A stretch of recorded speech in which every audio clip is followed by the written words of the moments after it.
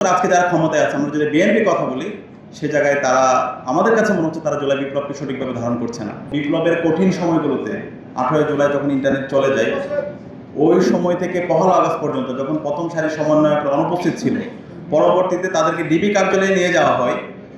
ওই সময়ে আন্দোলনের নীতি নির্ধারণ করা, মাঠ পর্যায়ে সমন্বয় করা, প্রতিদিনের কর্মসূচি প্রণয়ন করা, বিভিন্ন অংশীজনদের সাথে দেশীয় এবং আন্তর্জাতিক স্টেক হোল্ডারদের সাথে যোগাযোগ করা, অফলাইনের মাধ্যমে সারা দেশব্যাপী আমাদের আন্দোলনকে ছড়িয়ে দেওয়া, গণহত্যা এবং শিশু হত্যার ডকুমেন্টেশনগুলো সারা দুনিয়াব্যাপী ছড়িয়ে দেওয়া, এবং এই ডকুমেন্টেশনগুলো ছড়িয়ে দেওয়ার ক্ষেত্রে আমাদের বর্ডারের সেম বিভাগ ব্যবহার করে দেশের বিভিন্ন প্রান্তে ছড়িয়ে দেওয়া, এবং আমাদের প্রথম সারির সমন্বয়কদের মধ্যে বিভিন্ন ধরনের গ্রুপিং, ওই গ্রুপিং তাদেরকে ওই সময় শান্ত করে আন্দোলনকে সঠিক পথে পরিচালিত করা, এই সকল ঘটনা প্রবাহগুলো আমরা আজকে আমাদের যে এই বইটির মোড়ক উন্মোচিত হচ্ছে সেখানে আপনারা পাবেন। আমরা আশা করছি ইতিহাসের একটা গুরুত্বপূর্ণ দলিল হবে এই বইটি।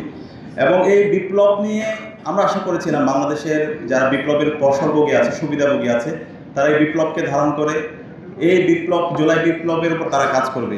কিন্তু আমরা অবাক হয়েছি, আজকে বিপ্লবের ফসলভোগ করে 2 বছর আমরা পার করছি।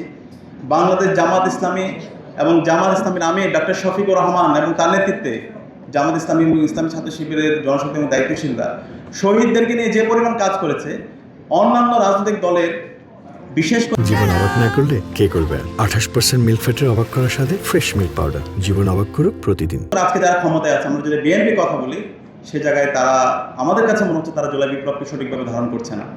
আজকে বিপ্লবের 2 বছর পার হচ্ছে, এখন পর্যন্ত জুলাই স্মৃতি মিউজিয়াম তারা চালু করতে পারেনি। তারা বলে আমরা বিপ্লবকে ধারণ করি।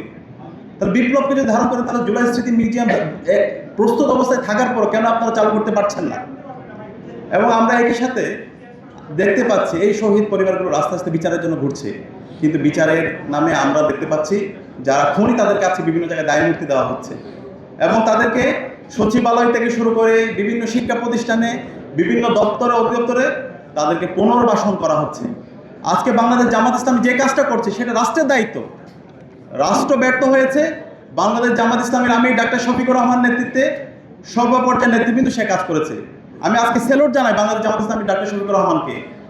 তিনি বয়সে বৃদ্ধ হতে পারে কিন্তু তরুণ। প্রত্যেক শহীদ পরিবারের কাছে তিনি গিয়েছেন, শহীদ পরিবারকে তিনি নিজের পরিবার হিসেবে তিনি গ্রহণ করে নিয়েছেন। বিপ্লবের পরে শহীদ পরিবারের স্মৃতিগুলো নিয়ে, শহীদদের আকাঙ্ক্ষার কথাগুলো নিয়ে স্মারক বের করেছেন। প্রায় 11 খণ্ডের স্মারক, সেটা ইংরেজিতে অনুবাদ হয়েছে, সেটা আরবিতে অনুবাদ হয়েছে, এবং সারা দুনিয়াব্যাপী আজকে জুলাই বিপ্লবের কথা, গণহত্যার কথা, সেটাগুলো ছড়িয়ে পড়েছে, এবং সেটা হচ্ছে আজকে পার্মানেন্ট কাজ। এবং ঈদের সময় প্রত্যেক শহীদ পরিবারের জন্য তিনি উপহার পাঠিয়েছেন, কুরবানির জন্য উপহার পাঠিয়েছেন। তা আমরা আশা করব বাংলাদেশ জামাত ইসলাম যেভাবে জুলাই বিপ্লবকে ধারণ করছে, ডক্টর শফিকুর রহমানের নেতৃত্বে দায়িত্বশীল এবং জনশক্তি যেভাবে জামাত ইসলামী শহীদ পরিবারের ধারা ধারা যাচ্ছে, আমরা আশা করব বিপ্লবের সুবিধাভোগী অন্যান্য যারা আছে তারা শহীদদের আকাঙ্ক্ষা ধারণ করবে, এবং এই গণভোটের জনরায়কে বাস্তবায়ন করে একটা ইনসাফের বাংলাদেশ বিনির্মাণ করার জন্য তারা কাজ করবে।